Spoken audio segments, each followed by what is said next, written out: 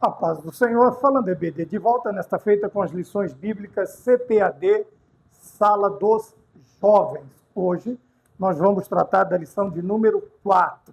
Esta lição será ministrada nas igrejas no dia 25 de janeiro de 2026 e traz por tema o Deus que justifica.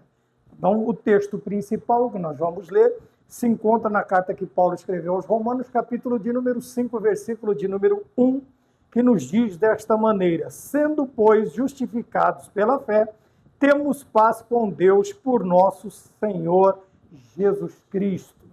O resumo da lição vai nos ensinar que o jovem cristão que entende a realidade da justificação pela fé vive com ousadia, gratidão e santidade, sabendo que foi perdoado, regenerado e capacitado para vencer em Cristo. Tá bem? Vamos também para os objetivos da lição. O primeiro objetivo é apresentar o que é a justificação pela fé. O segundo, explicar como Deus justificou a Abraão. E o terceiro, conscientizar sobre o livramento da culpa e das consequências eternas do pecado. Vamos então, para a nossa análise, como sempre fazemos, destacamos alguns pontos que consideramos interessantes para esta nossa análise e vamos fazer como sempre fazemos. Então, o tema, o Deus que justifica. E precisamos entender a doutrina da justificação, que faz parte da doutrina da salvação. Vamos falar sobre justificação, vamos falar sobre regeneração, vamos falar sobre algumas áreas da doutrina da salvação. Então, o tema, o Deus que justifica. Logo, nós temos que pensar que a única justificação válida para a nossa vida, para a nossa regeneração, também para a nossa capacitação e perdão dos nossos pecados, ela só pode vir da pessoa bendita do nosso Deus. Nós não podemos fazer, nós não podemos ocasionar nada que podemos fazer, falar ou praticar pode trazer esta justificação necessária por causa dos nossos pecados. E no versículo que nós lemos da carta que Paulo escreve aos Romanos, nós separamos este aqui: justificados. Justificados. Justificados por quê? Pela fé. Outro ponto importante para que nós aprendamos, para que nós nos conscientizemos daquilo que nós precisamos. A segunda coisa que nós precisamos, fé. Por quê? Porque a justificação, como nós veremos mais adiante, é algo milagroso e não pode ser entendido pelas formas humanas, pelas fórmulas humanas, pelas, como que eu poderia dizer, pelas explicações humanas. É onde o ser humano ele se perde, ele não consegue entender. Quantas vezes nós ouvimos esta frase? Fulano pintou e bordou a vida inteira, agora diz que é salvo.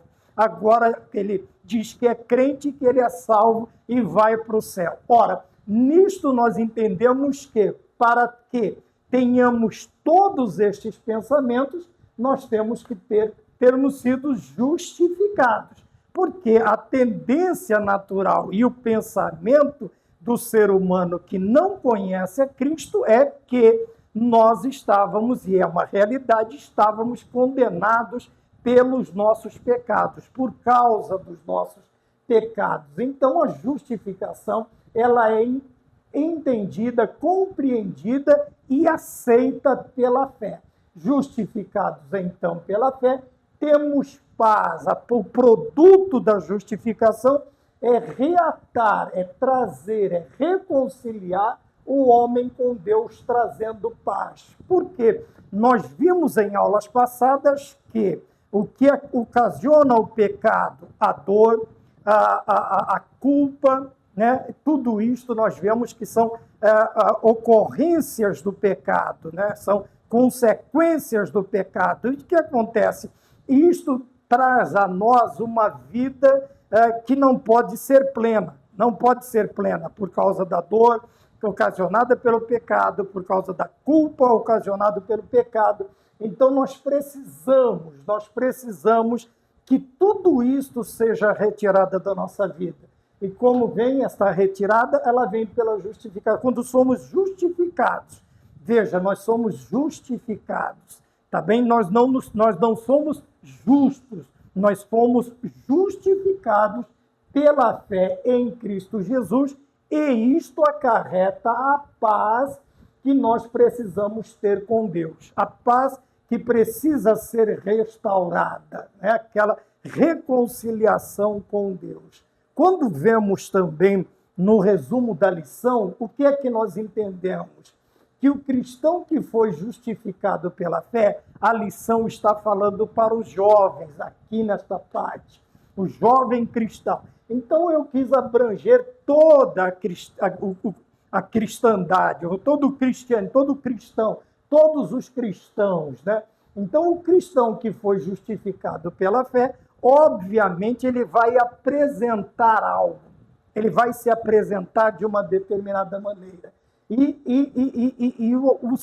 Ao se apresentar, o que é que a primeira coisa que nós notamos? Segurança. Segurança.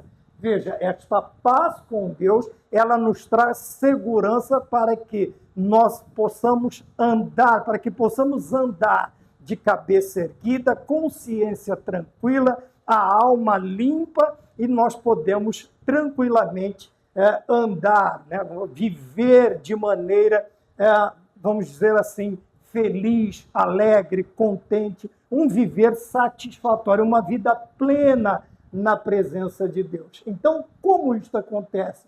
Quando este cristão sabe, ele entende, ele reconhece que foi perdoado. A primeira coisa, o perdão dos pecados, né? E nós precisamos ter. Segundo, a regeneração. Nós falamos bastante sobre regeneração. A partir do perdão do nosso pecado, nós somos gerados novamente.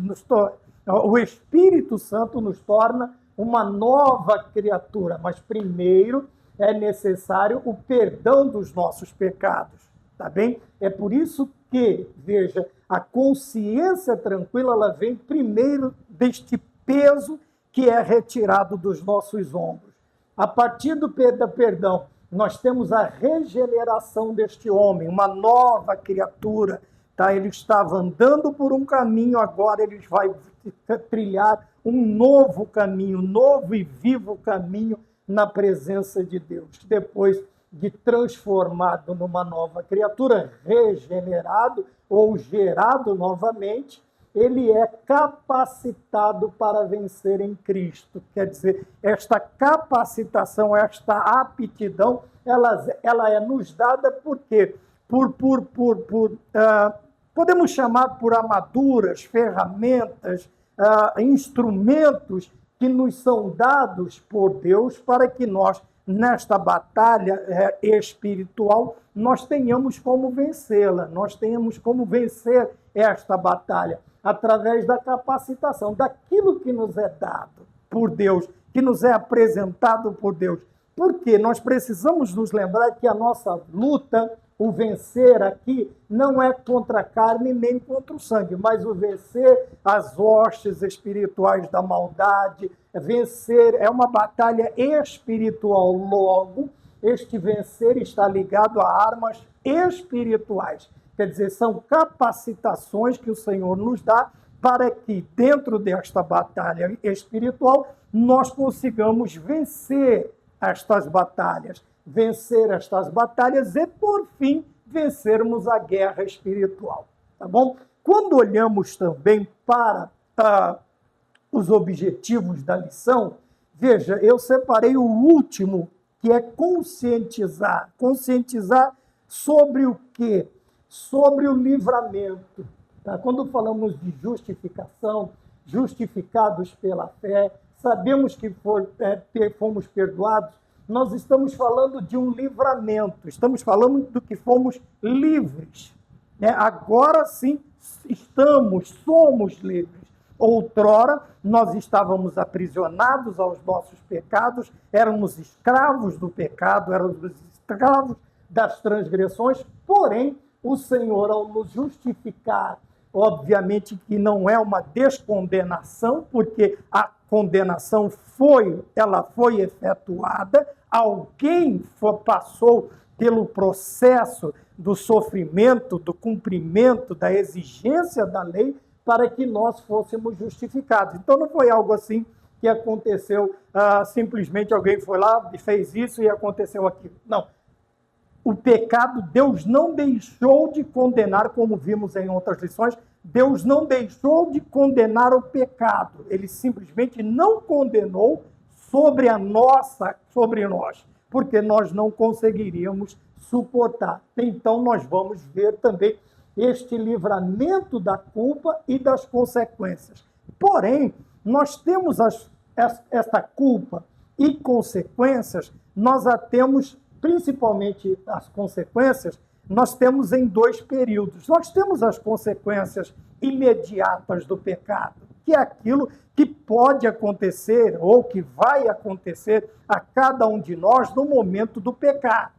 Quer dizer, o Senhor perdoa o pecado, mas as consequências deste pecado são inevitáveis, Nós vemos isto aqui vai falar sobre o Antigo Testamento. Desde o princípio das Escrituras, desde o Antigo Testamento, o Senhor mostrando caminhos sobre a justificação, livramento, mas também as consequências, a condenação do pecado.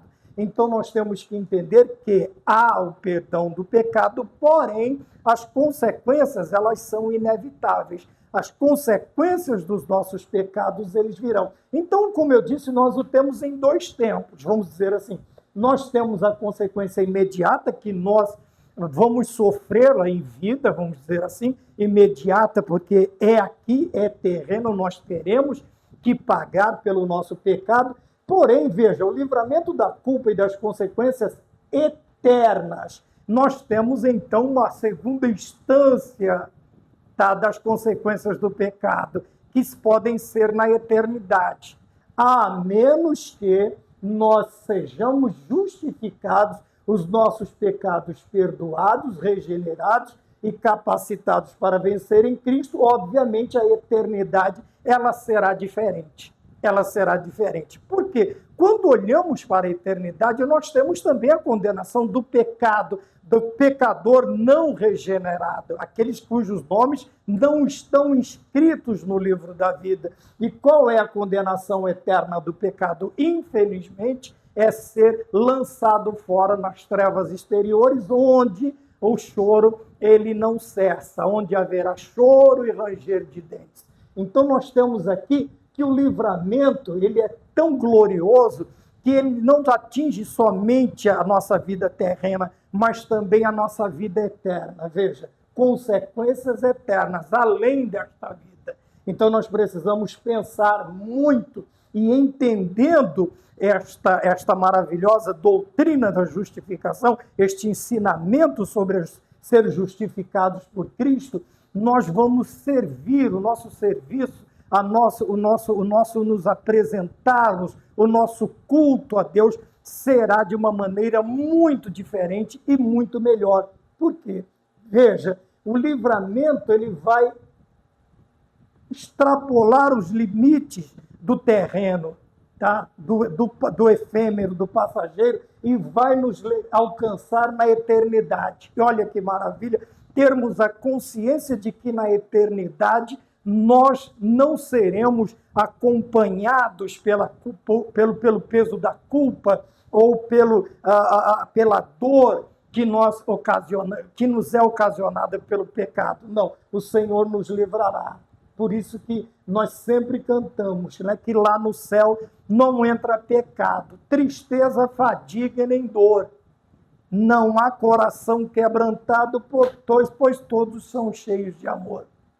Tá bem? Então nós vemos que quando entendemos, veja, como ele diz aqui, olha, o cristão ele foi justificado, ele entende, e este entendimento faz com que nós sirvamos a Deus da melhor maneira possível, o melhor que nós podemos. Porque quando entendemos tudo isso aqui, sabemos de onde o Senhor nos tirou, para onde íamos, e o Senhor nos tirou deste caminho e nos colocou num caminho totalmente diferente daquele que nós trilhávamos, único e exclusivamente por causa de sua graça, por causa do seu amor, por causa da sua misericórdia e tudo aquilo que faz parte da nossa vida. Tá bem? Vamos olhar para o ponto de número 1, né, que diz assim, o que é a justificação pela fé?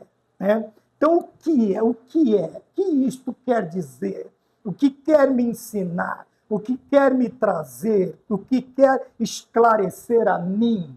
Tá? A justificação pela fé. Então, vamos lá. A palavra justificação refere-se à mudança de condição do pecador. Então, qual era a nossa condição? A nossa condição era uma condição de perdidos. Era uma condição que cujo horizonte não nos apresentava nada de favorável. Então, quando olhamos para a palavra justificação, nós vamos entendê-la como uma mudança na condição do pecador diante de Deus. Lógico, qual era a nossa condição diante de Deus? Afastados, tá? Nós não estávamos conciliados com Deus, os nossos pecados, as nossas transgressões, fazia com que o Senhor escondesse de nós o seu rosto e também não ouvisse as nossas orações. Tá? Aí você pode dizer, mas tem como Deus não ouvir? O ouvir aqui é a questão de responder favoravelmente às nossas petições.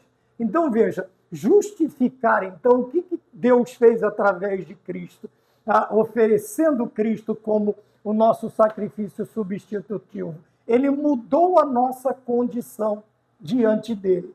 Né? O que é mudar? É mudar o status, é mudar a condição. Tá? O status aqui é aquela condição em que nós vivíamos diante de Deus sem termos a Cristo como nosso Salvador, sermos justificados e também perdoados e regenerados. Era aquela nossa situação. E quantos de nós não se lembram de que condições em que condições nós vivíamos?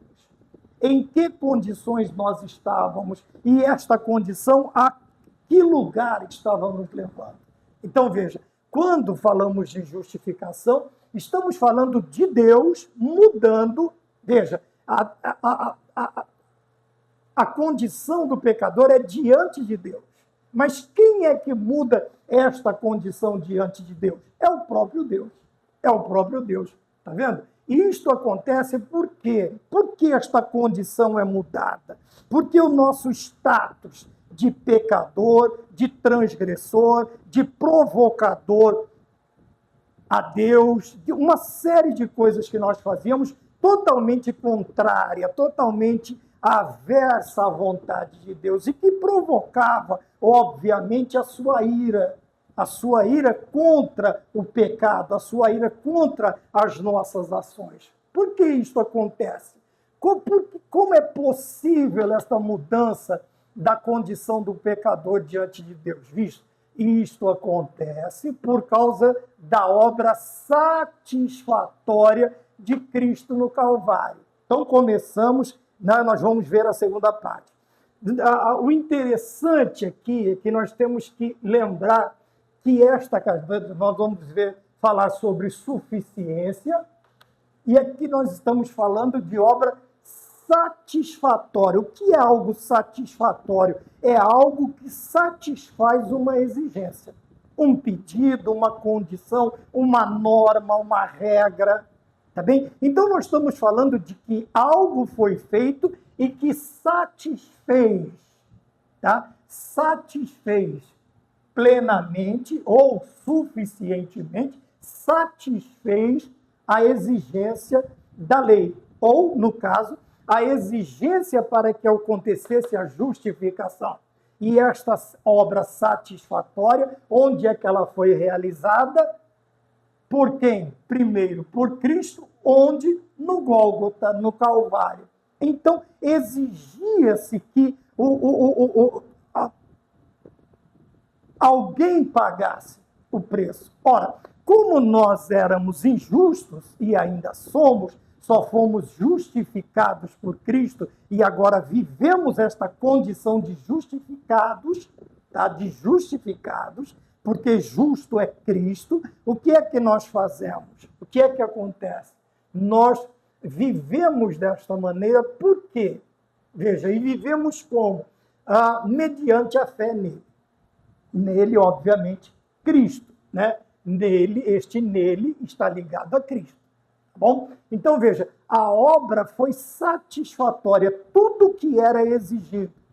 Um cordeiro imaculado, o sangue derramado. Como nós não poderíamos satisfazer todas estas exigências, Cristo nos foi enviado como o quê? Como um sacrifício substitutivo. Ele é o nosso cordeiro, né? Como se perguntou várias vezes, Isaac pergunta para seu pai Abraão e diz: onde está o cordeiro? E a resposta é sempre a mesma: o cordeiro para si, Deus proverá. Então Deus proveu o sacrifício, Deus proveu o seu cordeiro para que nós, vamos lembrar do culto no Antigo Testamento, dos sacrifícios do Antigo Testamento.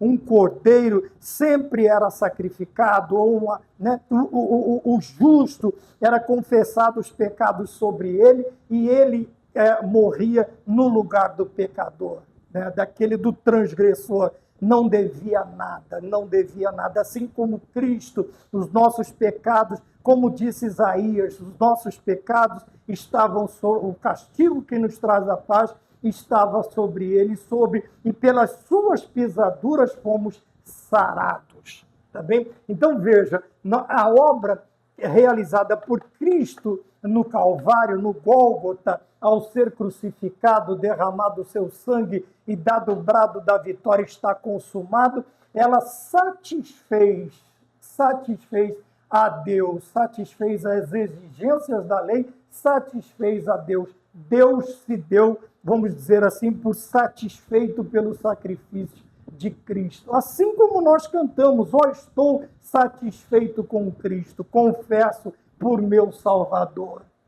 Embora de nada ser digno, confesso por meu Salvador. Então vejam bem, a palavra satisfatório tem a ver que algo foi feito e que satisfez uma determinada exigência, pedido, ou uma determinada condição, norma, regra, que foi imposta para que isto acontecesse. Isto o quê? A justificação.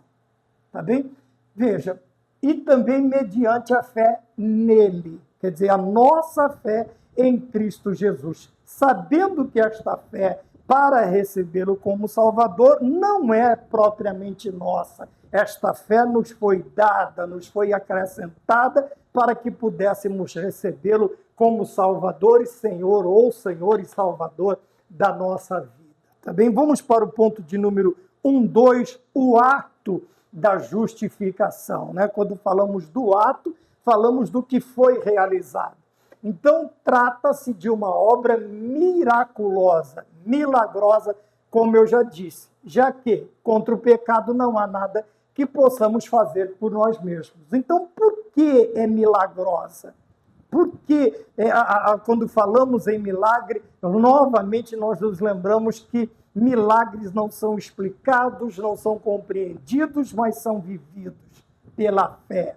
Por quê? Aonde está o milagre? O milagre está em que o Senhor, já de antemão, antes da fundação do mundo, já havia preparado o sacrifício por sua vida e por minha vida, por toda a humanidade. Onde está o milagre? A obra milagrosa, porque ela é satisfatória, ela muda a condição, ela justifica, ela perdoa, regenera, capacita. Veja, a obra ela é abrangente, muito abrangente, ela abarca uma dimensão muito grande da nossa vida, tanto a nossa vida física, material, quanto a nossa vida espiritual. É aí que está o milagre, o sacrifício que cobre uma multidão de pecados. Então, veja, o ponto de número 1, 2, como nós lemos, deixa eu achá-lo aqui novamente, nós estamos falando do quê? Né?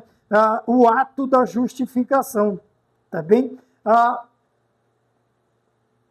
Outra pessoa, nós mesmos não poderíamos fazer nada, mas temos Cristo para fazer, que fez isto, né? Porque o ato de justificar é uma obra invisível que muda a nossa condição, é uma obra invisível, não está falando do ato da entrega de Cristo, porque foi visível a cruz do Calvário. Muitos viram. A prova disso está em Cristo dizer: e quando eu for levantado, atrairei para mim a muitos. Quer dizer, onde o Senhor estava, lá no monte, no Gólgota, no Monte da Caveira, via-se de longe, sabia-se quem estava ali, né?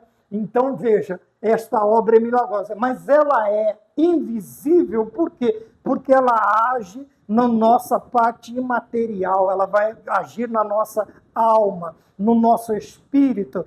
A justificação pela fé, ela vai nos transformando de dentro para fora, de dentro para fora. Por isso ela é invisível no ponto do ato da justificação, tá? E nós vamos ver que a nós cabe depois demonstrá-la, torná-la visível. Como eu já disse, é aquele momento em que o incrédulo não entende, o pecador não redimido, o pecador não regenerado, não perdoado, ele não entende. É onde aquela confusão de como pode, agora fulano é santo, agora fulano é santo. Então, porque ele não entende dentro, né, da doutrina da salvação, a doutrina da justificação. Então, trata-se de uma obra milagrosa, já que contra o pecado, quer dizer, nós não vamos falar novamente, que nós não tivemos participação alguma na obra da nossa salvação, ou da salvação. Não tivemos, não temos e não teremos nada por fazer para que contribua, para que melhore a nossa salvação, ou para que ajude a Deus em alguma instância ou circunstância a melhorar a obra da salvação para a humanidade. Não, ela foi completa, ela foi satisfatória e ela é suficiente. No decorrer da lição, nós vamos falando mais sobre isso. Ponto de número 1.3, tá? Número 1.3 diz: uma experiência real. Então, nós tivemos aqui o conceito de justificação pela fé, nós tivemos o ato da justificação, e agora nós vamos falar deste ato, agora trazendo uma experiência real. Quer dizer, é algo que eu preciso provar, que eu preciso experimentar, que eu preciso conhecer através da experiência, da vivência, da convivência com Cristo. Tá bem? Então, vamos lá. Ponto de número 1.3, uma experiência real. Por que esta experiência ela tem que ser real? Por que ela tem que ser real? Veja, porque não há razão para viver como alguém condenado. Não há por que carregar a culpa que o pecado colocou sobre nós. Veja, você pode dizer assim, mas o que é que eu tiro de entendimento só nesta frase? É só nós nos lembrarmos do final do capítulo 7 da carta que Paulo escreve aos Romanos e nos lembrarmos do início do capítulo 8 da mesma carta. É uma sequência.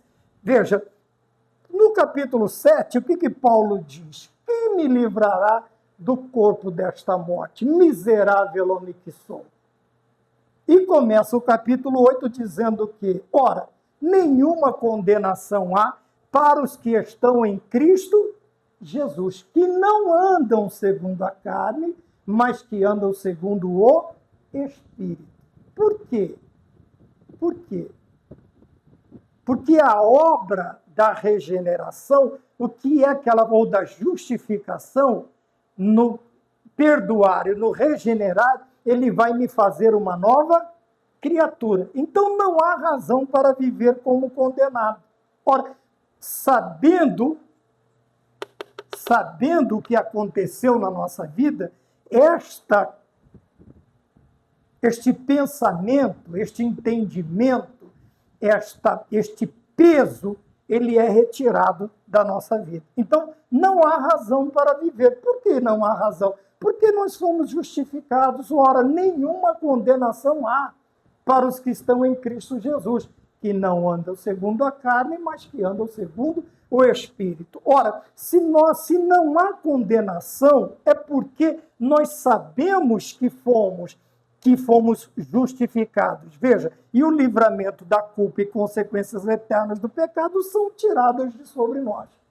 E isto nos traz a alegria de andarmos de cabeça erguida, sabe? Andarmos, vamos dizer assim, confiantes. Não a confiança como soberba, como arrogância, mas uma consciência humilde de que o Senhor, ele fez esta obra maravilhosa na minha vida. Então eu não tenho razão para viver como alguém condenado. E não há por que carregar mais a culpa. Toda vez que o inimigo, o mundo, a carne, ele tenta reaver a minha antiga dívida que o pecado havia lançado sobre mim, que eu havia contraído, como Paulo diz, que aquela cédula que era contra nós, o apóstolo Paulo ele vai dizer, o que acontece? Esta cédula já não existe mais. Por quê? Ela foi cravada na cruz do Calvário.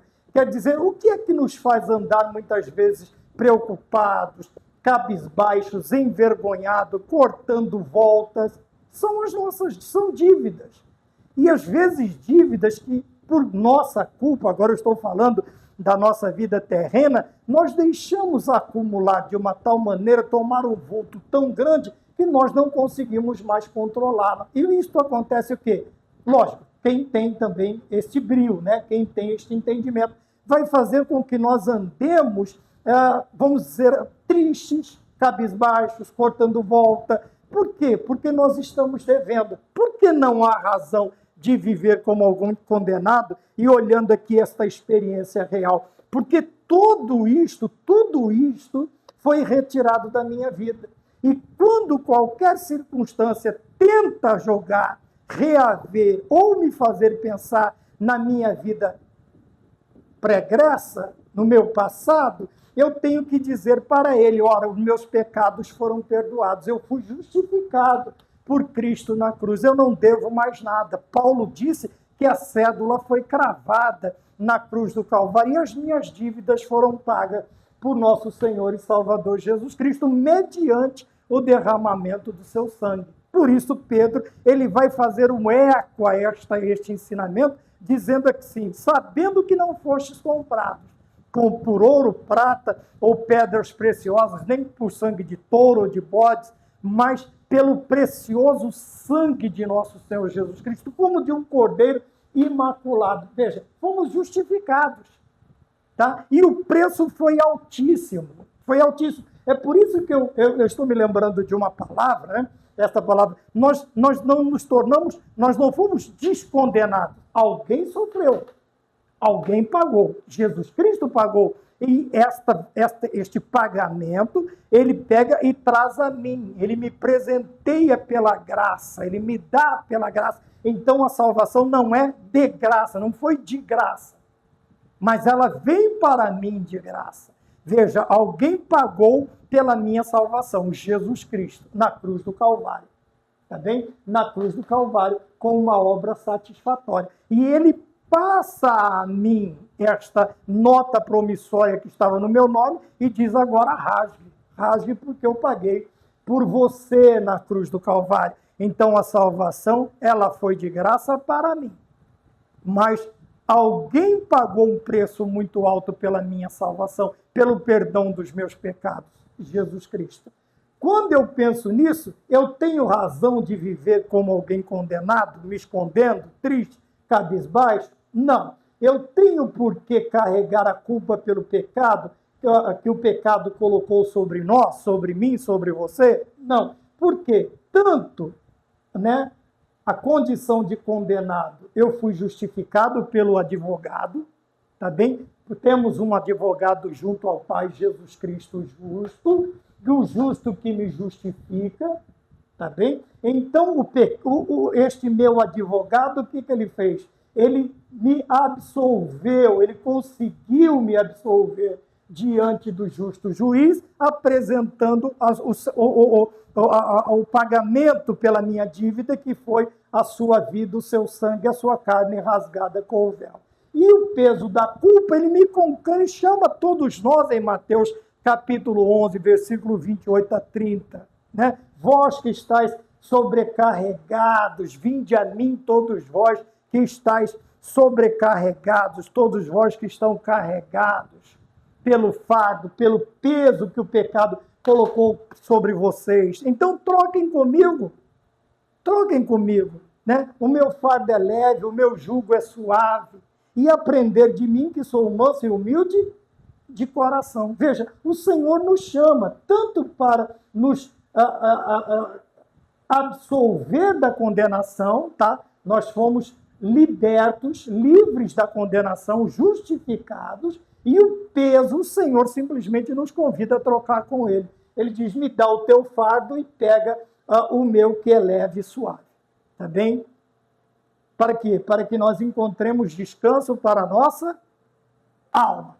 Tá bem? Então está aí o ato, uma experiência real. Esta é a experiência real.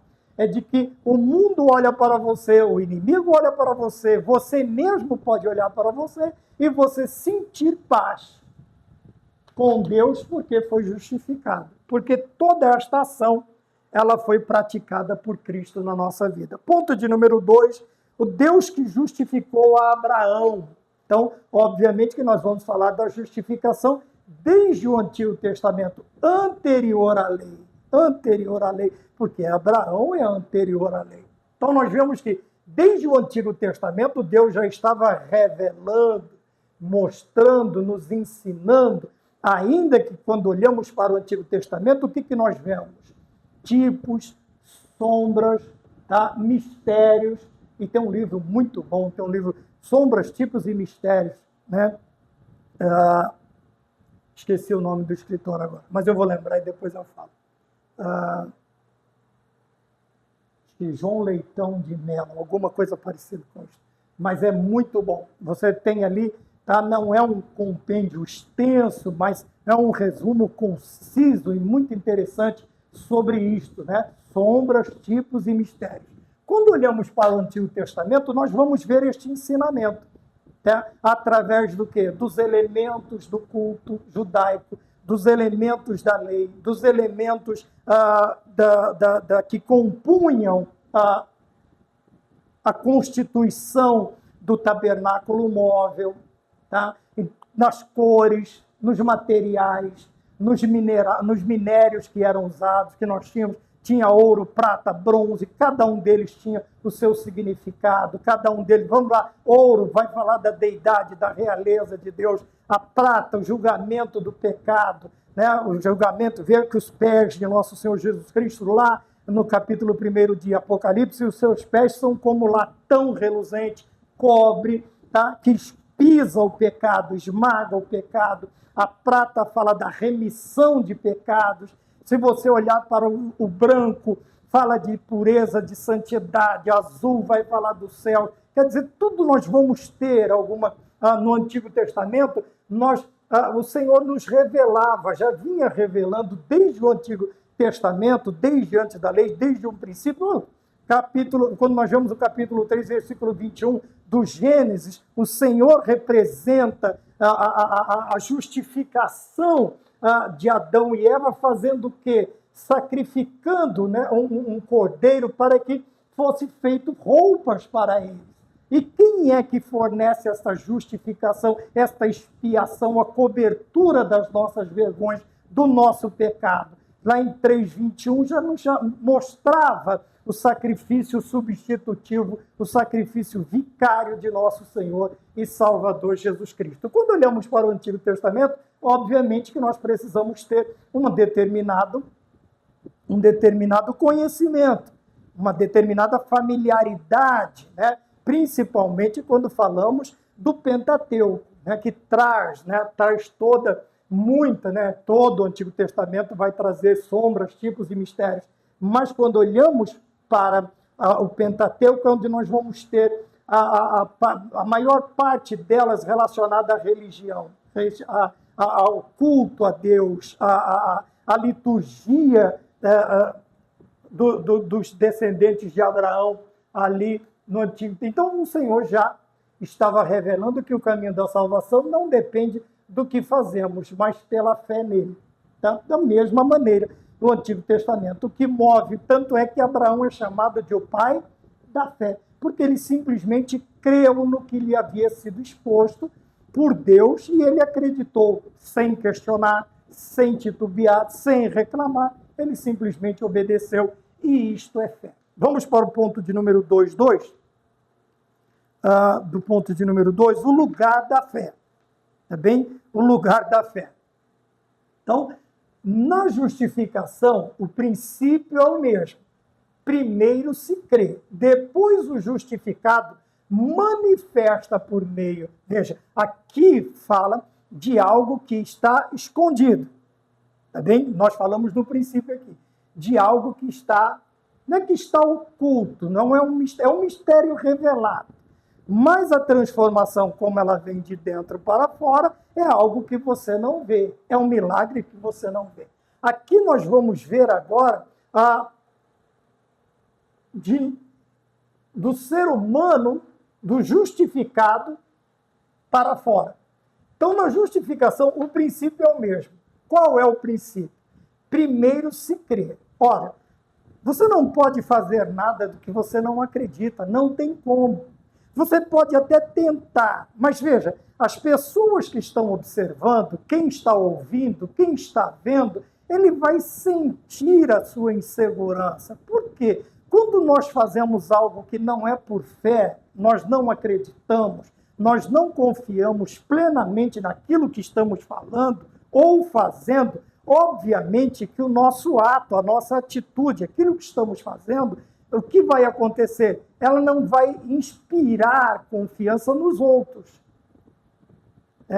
Porque eles vão sentir a nossa insegurança.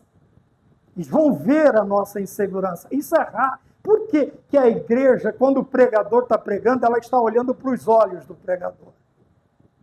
Por que tudo que vai se falar fala da ovelha, alguma particularidade? Os olhos. Quando vai se guardar alguma coisa, dentre elas, os olhos. E a Bíblia diz que os olhos são as janelas da alma. Então, quando você olha para uma pessoa nos olhos, você consegue discernir se esta pessoa está falando a verdade ou se ela está mentindo. Se ela, logicamente, que será um julgamento interno, tá? Para não ser mal educado, será um julgamento. Você não vai chegar e falar assim, rapaz, você nem acredita no que você está falando, você quer que eu acredite. Então, veja, o princípio é o mesmo. Então, primeiro se crê.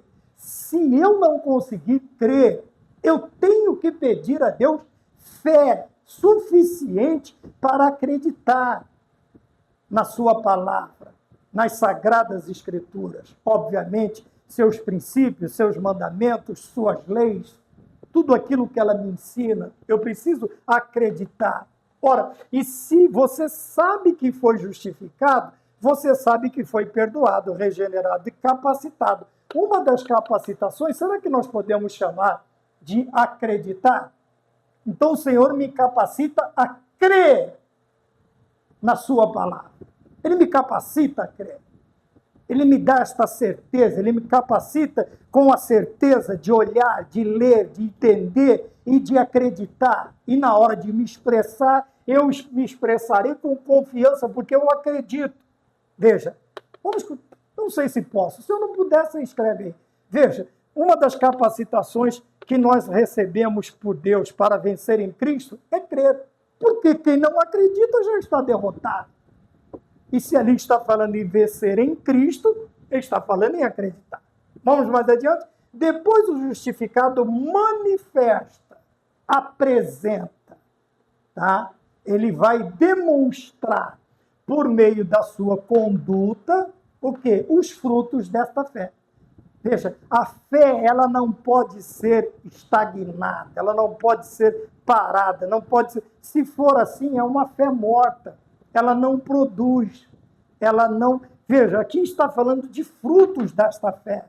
De que fé? A fé do firme fundamento das coisas que se espera e a prova das coisas que se não vê. Então, fé, eu vou acreditar.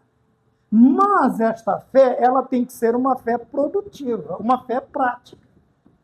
Eu tenho que apresentar frutos desta minha crença, desta minha certeza, desta minha fé. Eu tenho que apresentar frutos. Ora, a minha vida tem que ser uma vida frutífera, abundante. Veja, não é no falar, mas no viver. A conduta. Os frutos vão apresentando conforme eu vou caminhando esta caminhada cristã. Tá? A minha vida cristã, ela será manifesta, apresentada, mediante os frutos desta fé. Tá? O que são os frutos? É aquilo que a minha fé me dá condições de crer e de apresentar aos demais. Vejam o fruto da fé. Quando eu falo a alguém que Jesus Cristo salva, Jesus Cristo te ama. Veja, é um fruto da fé. Eu não posso falar que Jesus Cristo ama alguém se eu não provei do amor de Cristo. Lógico, eu não vou acreditar neste amor. Então, quando nós falamos de fruto, é tudo aquilo que procede da vida de um cristão que, pela fé, acredita ou crê em nosso Senhor e Salvador Jesus Cristo. São os frutos. Ora, o maligno, ele apresenta seus frutos. A pessoa que vive no pecado apresenta seus frutos. Ora, e o cristão regenerado, ele vai apresentar os frutos do quê? Da sua fé. Da sua fé. Então, será uma vida de demonstração, de testemunho através desses frutos para aqueles que ainda não conhecem nosso Senhor e Salvador Jesus Cristo. Tá bem? Então, vamos lá. A justificação, o princípio é o mesmo. Tá? O que é um princípio? Tá? Você falar em medicina, em farmaco, princípio ativo, princípio disso, o princípio é o mesmo. Né? O que muda na fórmula, alguma coisinha, mas o princípio é o mesmo. Então, vamos lá. Do que princípio nós estamos falando? O princípio da fé, o princípio do crer, o princípio de que não há razão para viver como condenado, o princípio de saber que foi perdoado, que foi libertado, que foi livre, tá bem? Este é o princípio. Qual é o princípio? Qual é o primeiro passo? Crer. Depois, manifestar por meio de conduta, de sua conduta, os frutos da fé. Tá bom? Vamos para o ponto 2, 3. O sentido prático. Veja, eu acabei de falar que se eu falo de fé e falo de fruto, eu estou falando de algo que produz, que manifesta, que revela. É óbvio que eu estou falando de algo prático. É algo que eu vivo na prática. Eu vivo na prática. Então, vamos lá. A principal aplicação deste ensino, tá, é que a salvação não se baseia em uma performance meramente religiosa, sem vida e mecânica. O que isto quer dizer? Meramente religiosa. Está ligado a quê? Regras, legalistas, leis, legalistas. São pessoas... É uma fé... O ensino não houve aprendizagem. Tá? A salvação não se baseia meramente uma performance meramente religiosa. Nós vemos muitas religiões que ela tem toda aquela pompa, toda aquela apresentação, as cores, as roupas coloridas, enfeites e fumaça, e isto e aquilo, mas não passa daquilo, é só aquilo. Aquilo representa a salvação? Não. Segundo, sem vida. Sem vida. O que é? O que é vida? O que nós entendemos por vida, por algo vivo, por um ser vivo? Tá? Aqui nós não vamos falar tão somente de ser reprodutor, de ser isto, ou de reproduzir, mas ter vida. Vida é aquela coisa que nos traz alegria, que nos traz a certeza, que nos traz satisfação. É muito bom você estar num lugar que tem vida. Sabe? Difícil é você chegar num lugar, aquele lugar abatido, pessoas abatidas, pessoas tristes, pessoas... Não, mas é bom você chegar num lugar vivo. Você se sente bem, você também vai expor vida, você também vai se comportar com vida. É um lugar feliz, é um lugar alegre, tem vida, o lugar é vivo. Sabe? É aquele lugar que você chega, alguns até falam, né? Tem lugar que é barulhento, tem outro lugar que você escuta a mosca voando. Mas interessante que onde há vida tem barulho. Agora, onde tem morte, só tem silêncio. Se você for lá agora, este horário lá no cemitério, você não vai escutar nada, a não ser grilos e morcegos tentando se localizar, né? Ou sem vida. Então, o ensino é que a salvação não está num lugar ou na pessoa sem vida. Aqui a vida é abundante na salvação. Mecânica. O que é mecânica? Nós podemos falar de robôs? Vamos falar? Um exemplo bem simplesinho. O robô. O que o robô faz? Ele obedece a comandos. Se você simplesmente desconectá-lo da fonte de energia ou qualquer outro tipo de coisa, se você não inserir comandos, é igual um computador, se você não inserir comandos, ele simplesmente não vai fazer nada. Nada, ele vai ficar ali.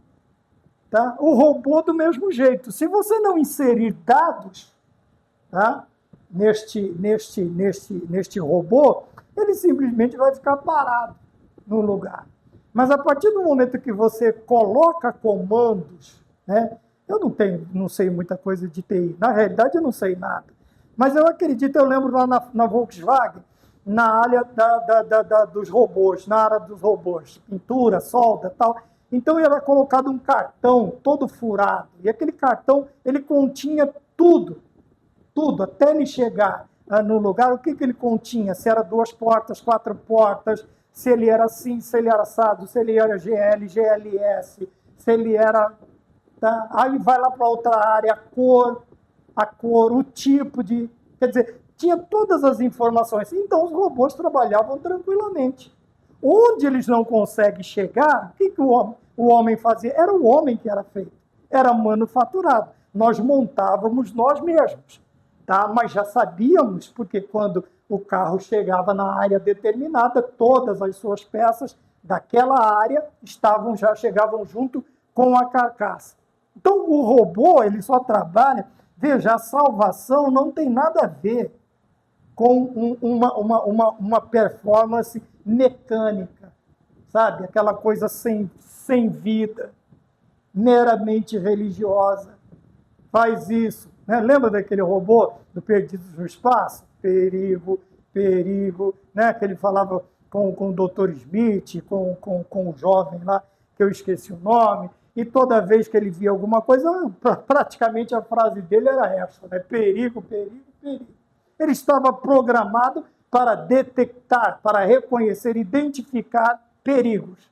Veja, existem crentes que eles estão programados para reconhecer, identificar somente algumas coisas. Geralmente, as leis, tá? E um culto sem vida, aquele culto que, sabe, não tem nenhum efeito. Vamos para o ponto de número 3. Diz assim, livramento da culpa e das consequências eternas do pecado, tá bem? Que está aqui. Então vamos lá. Vivemos em um mundo onde não faltam pessoas prontas para acusar e nem circunstâncias arquitetadas pelo inimigo para escravizar vidas. Então nós temos aqui acusadores, tá bem? E armadilhas para aprisionar. Tá? E isto em todos os sentidos. Veja, tem alguns aqui, né? Vai falar do que?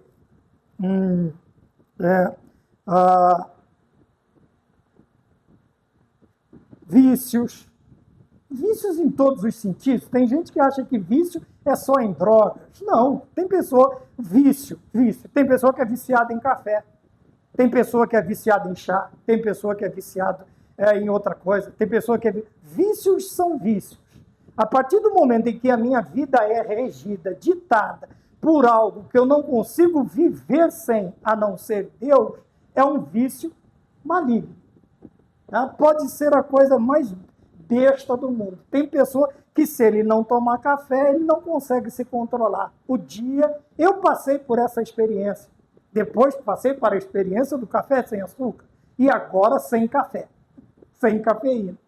Tá bom? Por quê? Não existe doutrina? Não. Foi uma necessidade de saúde. Tá? Ninguém está expondo ensinamentos, doutrina, que isto está errado, que aquilo está pecado. Então eu vi que não estava me fazendo bem, eu simplesmente parei. Tá? Então o que nós vemos aqui no mundo? A justificação traz o grande livramento. Por quê? Veja, acusadores e situações escravizadoras. O livramento que nós recebemos destas consequências através da justificação pela fé em Cristo Jesus, o que nos dá? Nos dá também isso aqui. Veja, este grande livramento.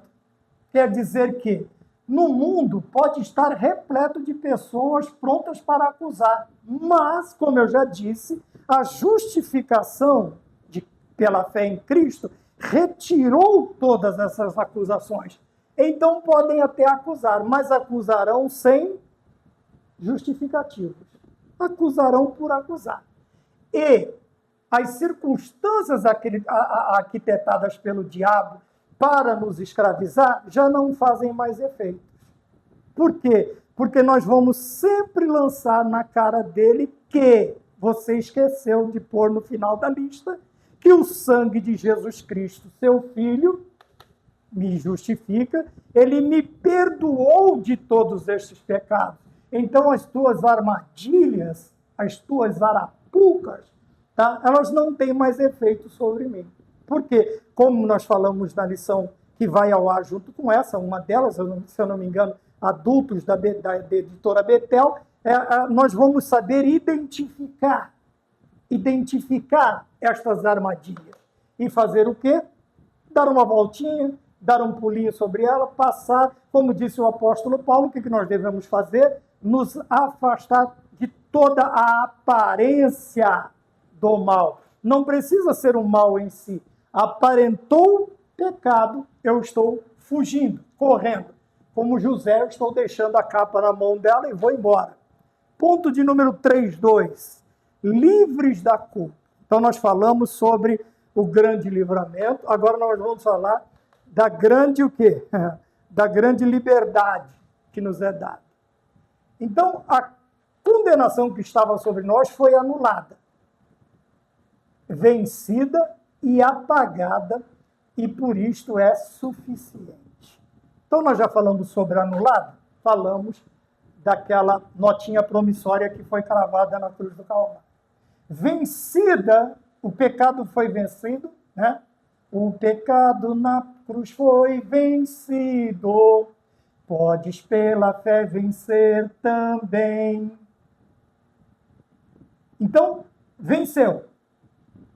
Se Cristo venceu, o pecado perdeu. O que é que o Senhor Deus nos dá?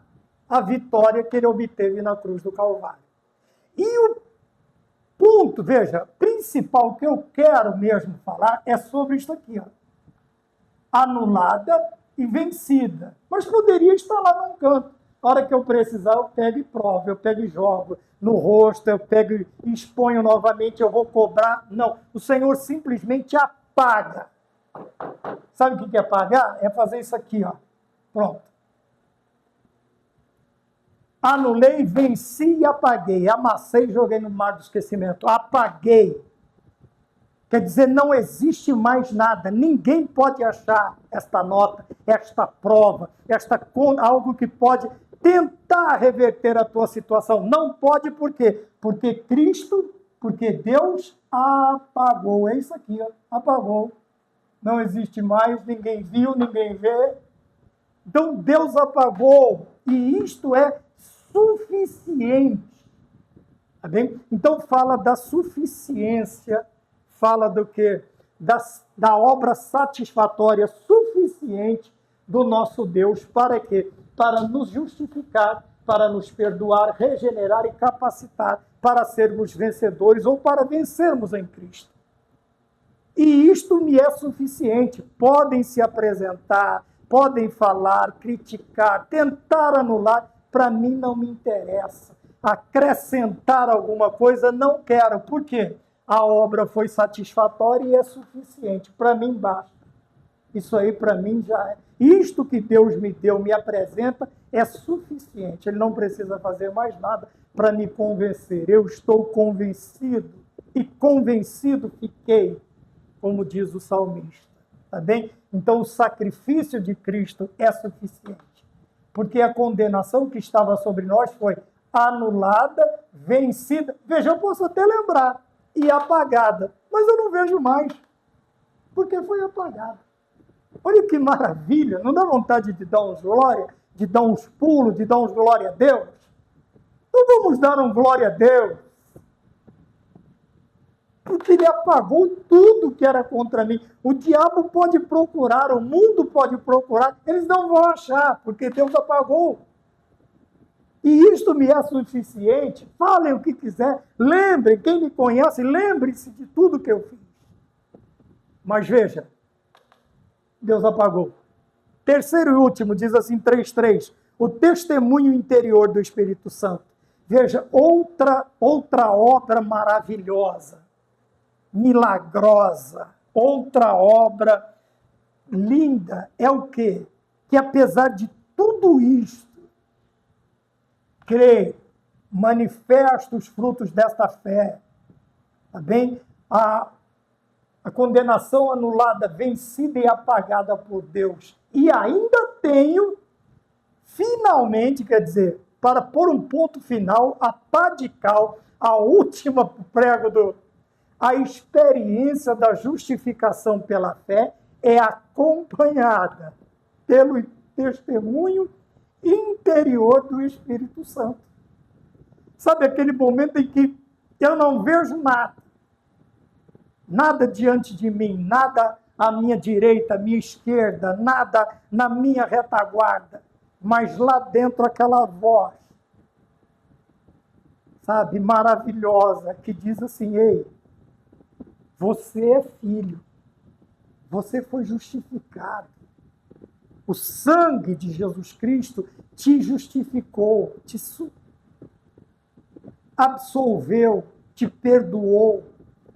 É aquela voz maravilhosa do Espírito Santo falando que nós somos filhos de Deus, nos confortando, nos consolando, nos acalmando, aumentando a nossa fé para prosseguir nesta caminhada cristã. Que coisa maravilhosa! Finalmente, veja, esse finalmente traz a ideia, e para concluir, para fechar com chave de ouro, a experiência da justificação pela fé é acompanhada pelo testemunho interior do Espírito Santo.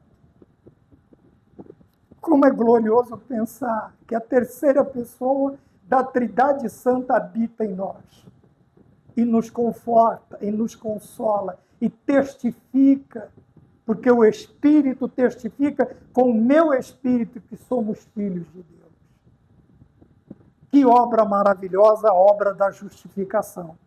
E se nós entendermos este Deus que justifica, se nós entendermos esta obra maravilhosa, nós não vamos mais, não vai haver razão para viver como um condenado, ou para viver carregado de culpa que o pecado colocou sobre nós. Porque o Espírito Santo, no mais íntimo do nosso ser, vai dizer: você foi perdoado. E eu, o Deus Pai e o Deus Filho, habitamos em você. Veja, somos a habitação de Deus. Por quê?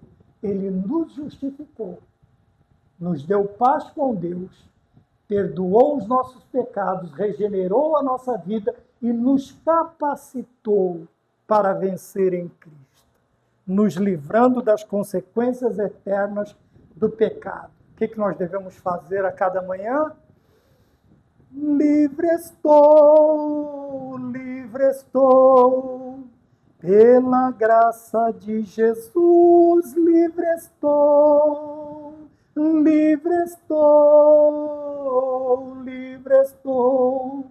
aleluias, pela fé, livre estou. Justificado. Amém? Que Deus nos abençoe. Até a próxima aula e vamos ficar todos com a paz do Senhor. Amém e amém.